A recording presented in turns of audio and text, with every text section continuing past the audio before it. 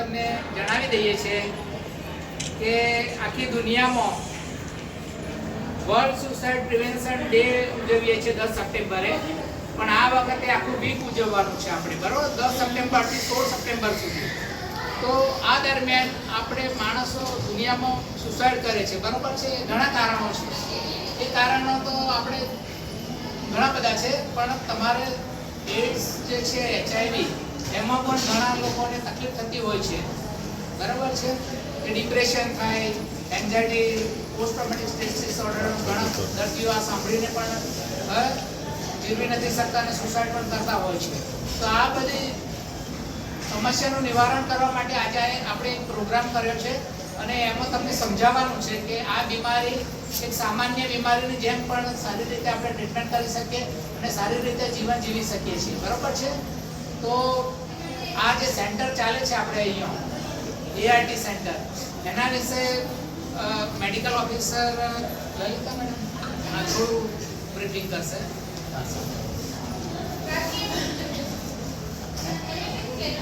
તમારું કે સાંભળો બધા. અહીંયા અમારી પાસે હમણાં સુધી 3000 થી વધારે પેશન્ટ છે.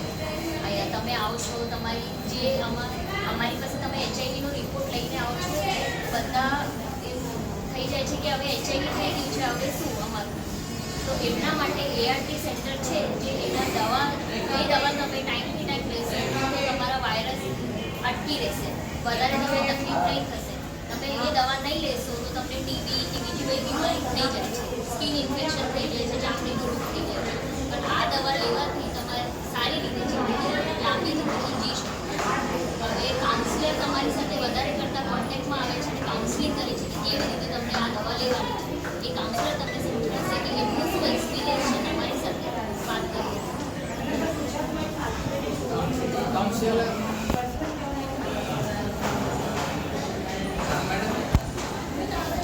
કાઉન્સિલર તરીકે સાંભળો બધા. આજના દિવસની સરે વાત કરીએ કે આખું અઠવાડિયું એમને ઉજવવાનું છે. સરે કીધું એમ સુસાઇડ ડે એટલે કે આત્મહત્યા શબ્દ બધાએ સાંભળ્યો હશે, બરાબર છે? કોઈને કોઈ પરિવારમાં એવો કેસ પણ આવ્યો હશે કે કોઈએ આત્મહત્યા કરી હશે, બરાબર? એ વસ્તુને આખું અઠવાડિયું લોકો સુધી એ વસ્તુ આત્મહત્યા નહીં કરે એની સાચી માહિતી મેળવે એના માટે આખું અઠવાડિયું ગવર્મેન્ટ એક કાર્યક્રમ ચલાવી રહી છે અને એના અંતર્ગત આપણે અહીંયા ART સેન્ટર પર સાહેબ આવ્યા છે. આપણે ART સેન્ટરની જે વાત કરીએ તો અત્યારે સાદી અને સિમ્પલ ભાષામાં વાત કરીએ કે તમે બધા અહીંયા બેઠા છો, HIVની દવા ખાઓ છો, બરાબર છે? સૌથી વધારે આમાં કોઈનો પહેલી વાર જો HIVનો રિપોર્ટ આવે, તમને મોકલે છે અહીંયાથી રિપોર્ટ લઈને, તો બધાને મગજમાં એક પ્રશ્ન થાય છે કે મારે શું આવી બીમારી આવી? તો ત્યાંથી એવું સમજાવીને મોકલવામાં આવે છે ICDC પરથી કે તમારે આખી જિંદગી દવા ખાવાની. તો પહેલો પ્રશ્ન તો એના માટે એ થાય છે કે આખી જિંદગી દવા ખાવાની, તો મારે સમાજમાં શું કહેવું, બરાબર છે? મારા ઘર પરિવારમાં શું કહેવું, એ પ્રશ્ન એના મગજમાં થતો. બીજી વસ્તુ આપણે જાણીએ છીએ કે એ વસ્તુને લઈને કે સમાજમાં એ વસ્તુને ઘરમાં અને પોતે પણ આખી જિંદગી એ દવા ખાવાની એટલે પોતે માનસિક રીતે ભાંગી પડે. ત્યાંથી મોકલ્યા પછી અમારી પાસે ART સેન્ટર પર આવે છે, અમે એનું પ્રી રજિસ્ટ્રેશન કરીએ છીએ, ટોટલી માહિતી સમજાવીએ છીએ કે ભાઈ તમારે અહીંયા આવ્યા પછી ડરવાની જરૂર નથી, બરાબર છે? તમે સારી રીતે એવી જિંદગી જીવી શકો છો. પ્રશ્ન ઘણો મોટો આવે છે કે જો કોઈએ લગ્ન ના કર્યા હોય અને એના માટે આ દવા ખાવી તો મારે લગ્ન કરવા કે બરાબર? બીજી વસ્તુ, લગ્ન કર્યા હોય તો એના પત્નીનો રિપોર્ટ કદાચ નેગેટિવ હોય તો બંને વચ્ચે પ્રશ્નો હોય કે અમારે અમારું સામાજિક જીવન કેવી રીતે જીવવું, સંસારી. ત્રીજી વસ્તુ, જો છોકરાઓ ભણતા હોય અને પોઝિટિવ રિપોર્ટ આવે તો અમારે અમારી એજ્યુકેશન લાઈફને કેવી રીતે જીવવી. એટલે ઘણા બધા એવા પ્રશ્નો લઈને અહીંયા HIVનો રિપોર્ટ લઈને આવતા હોય છે. કાઉન્સિલરનો રોલ એ આવે છે કે એ રિપોર્ટ આવ્યા પછી જે આજીવન દવા ખાવાની, તો એના માટે માહિતી આપવામાં આવે છે, એને સમય ફાળવીને માનસિક રીતે એ રીતે તૈયાર કરવામાં આવે છે કે જો તમારે આખી જિંદગી દવા ખાવાની છે HIVની તો ડરવાની જરૂર બિલકુલ નથી. તમે સામાન્ય માણસની જે એ દવા ખાઈને ખૂબ જ સારું એવું જીવન જીવી શકો છો. બરાબર.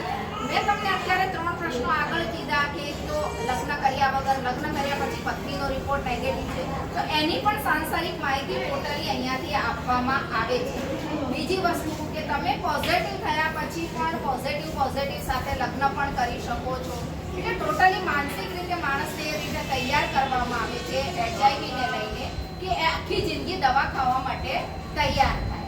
એ ART સેન્ટરનું અહીંયા મહત્વનું કામ છે. થેન્ક યુ દર્શાબેન, ખૂબ જ સરસ રીતે સમજાવ્યું દર્શા મેડમે. બરોબર છે. તો તમારે આ વસ્તુઓ ધ્યાનમાં રાખવાની, કોઈ બાબતે ગભરાવાની, કોઈ ચિંતા કરવાની નથી. બરોબર છે. હવે કોમન બીમારીના જેવી જ આ બીમારી છે. નિયમિત દવાઓ લેશો તો તમને સારું જ રહેશે. તમારા લાઈફ પાર્ટનર જોડે પણ, બાળકો જોડે પણ તમે શાંતિથી જીવી શકશો. બરાબર છે. અને નિયમિત દવાઓ લેવાની, અને ગમે ત્યારે કોઈ દિવસે તમને ઉદાસી લાગે, કંટાળો આવે, જીવનને રસ લાગે, ખરાબ વિચારો, નેગેટિવ વિચારો આવે, તો તમે અમારા વિભાગ, સાયકેટ્રી વિભાગ છે, માનસિક રોગનો વિભાગ છે, ત્યાં તમે આવશો તો અમે તમને મદદ કરીશું અને દવા આપીશું અને કાઉન્સેલિંગ કરીશું. તો તમે એ નેગેટિવ વિચારોમાંથી બહાર આવી જશો. તો આજનો ઉદ્દેશ્ય એટલા માટે જ આપણે અહીંયા ભેગા થયા છીએ કે તમને એક રાહ મળી જાય. આવો સાહેબ. તો આ રીતે તમને ખૂબ જ લાભ થશે. બરાબર છે. હવે આપણે તમે પણ થોડું બોલો. મારા કામ તો એટલે તમે જે વિઝિટમાં આવો તો કંઈ ગુજરાતની અને તમારી વિઝિટ કાઉન્ટિંગ થાય તે તમારે આવવા જવા માટે મારો એટલો મારો કામ.